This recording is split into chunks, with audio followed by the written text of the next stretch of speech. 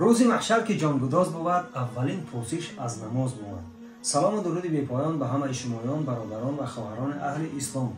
امروزه نوار ما اون جوابی کامنتارهایی که به جواب موندن در مسئله الکترونی جای نماز. پیش از تماشا کردن از همه‌شون خواهش میکنم که لایک کامنتار را فراموش نکنید، به خاطر که پدیلیت کنید که دیگر نفرها ببینن. این برای جیانکو برای فرزندا به نهایت خوبه.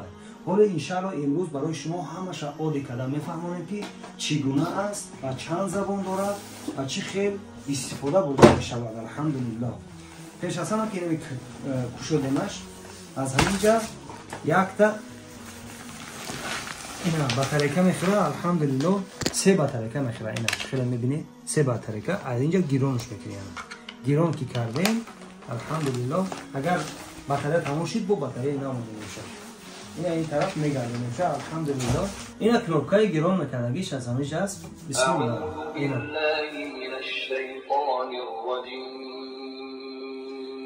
اینجا استوب شد. استوب میکنی اینجا پاستو بلند. اینا خیلی پاستو بلند میکنی اینا مانا.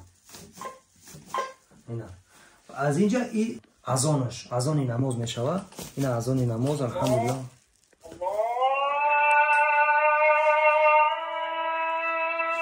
جل جلاله احد. این اینجا نمازی فرزانه. بازی زبان ازبکیه. و اینجا شما میبینین زبان ها را علیش میکنه. این خمیجه خشه. الحمدلله روسکی، کازاکسکی، کیرگیزکی، تاجیکسکی، ازبکسکی هم هست. یا دیگه میشه ازبکسکی میشود. و اینجا هم با آواز مردانه و هم آواز زنانه. این اگر زنانه بخواین شما این خمیجه شیطان الرجیم. اینجا آواز مردانه شامل میمونه برای شما. اعوذ بالله من الشیطان الرجیم. انا که از اون دیدیم برادران. اینجا نوشتگی اینا بامداد نماز فجر. اینجا نماز بامداد نوشتگی. در مسئله نماز بامداد چه خونده میشه و چه خونده نمیشه گپ میزنه اینجا. اینا وقتی نماز بامداد از صبح تا بامداد است. نماز بامداد اینجا در مسئله بامداد نماز بامداد گپ میزنه و اینجا سنتش اول 2 رکعت سنتش گپ میزنه. این اینجا 2 رکعت نماز سنتی بامداد مثلا نیتش هست و میخونه سوره فاتحه زمین فاتحه هم خیر و فرض هر یک نماز فرض ده. اینجا 2 رکعت نماز فرضی بامداد است. هر یک فرض نماز ده اول قامت میگه و بعدا نیت میگه و سبحانك اللهم و فاتحه زمین سوره. این چنین هم خیلی رفتن میگیره. این نماز ظهر. این کلمکایی که میبینید در مسئله نماز ظهر نماز پیشین گپ میزنه و این چنین 4 رکعت سنتش اینجا 4 رکعت فرضش قامت خیلی که گفتیم هم خمیره و 2 رکعت سنتش. این 2 رکعت سنتی نماز ظهر یعنی که پیشین گوش میکنین چه میشه و اینا بسم الله. 2 رکعت نماز سنت. نه 2 رکعت سنت میگه. نیت دارم. وقتی که گفتن میگیره بخاطر که کنوپکه ها یگان توش کار نکنن. در اون ویدیو گفته بودیم اینا رو میجقیم دیگه یگان کنوپکه کار نمیکنن. یگان کنوپکه کار نمیکنن و حضور دیگه خوندن میگیریم و با اینجا هویش میکنیم. اینا هویش کردیم استوب میکنیم. اینا استوب کردیم و اینجا با میروه. اینا رکعتی فرض 4 رکعت فرض نماز عصر.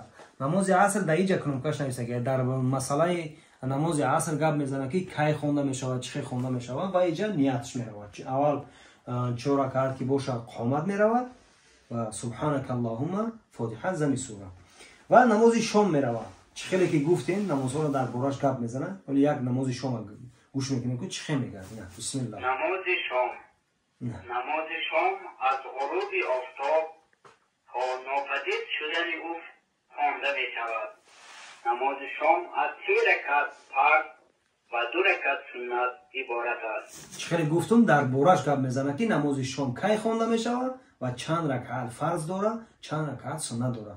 این چنین میرویم 3 رکعت فرضش قامت فاتحه زمین سوره و 2 رکعت سنتش میروه و نماز عشاء یعنی که نماز خفتن سر میشود. این چنین در باره نماز خفتن گپ میزنه که چند رکعت فرضه چند رکعت سنته چند رکعت ویتری واجبه هم خیلی گپ میزنه و اینجا اخیرانش ده. این خیلی که شما میبینید نماز дар масъалаи намози таҳаҷҷуд гап мезанад ки кай хонда мешавад ва чанд ракаат хонда мешавад ва байни кадом намозҳо дар кадом маврид хонда мешавад ва инчунин дар охираш намози қазоро хонда мешавад. ина электрони ҷойнамоз барои фарзандо, барои ҷиянакҳо бениҳоят хуб аст, ба хотире ки дар дунё хай аз ҷабри кору бору дунёро баъзан вақт мо вақт намеёбем ки масалан фарзандоро тарбия кунем дар бораи намоз, рӯза ё ки дигар ва инами ҷойнамозҳо ё инчунин ина азбукае ки касе мехоҳад ки масалан фарзандадош қуронхон шавад, азбука иншаалло ирам дар моҳи оянда дар масъалааш гап мезанем ки чӣ чиҳо дорад, чиҳо надорад, дар моҳи оянда иншаалло ки гап мезанем. аллоҳ ҷазои хайр кунад бародарҷонон. барои дастрас кардан чун ҳар вақта метавонед ки дар рақамҳои мо алҳамдулилла муроҷиат кунед, ватсап шуда мо барои шумо иншаалло ки ҷое ки бошад, Россиядам ё ки ватани азиз Тоҷикистонам алҳамдулилла ки роя мекунем. боқӣ дар амони худо бошед. ассалому алайкум ва раҳматуллоҳи таъала ва баракатуҳ.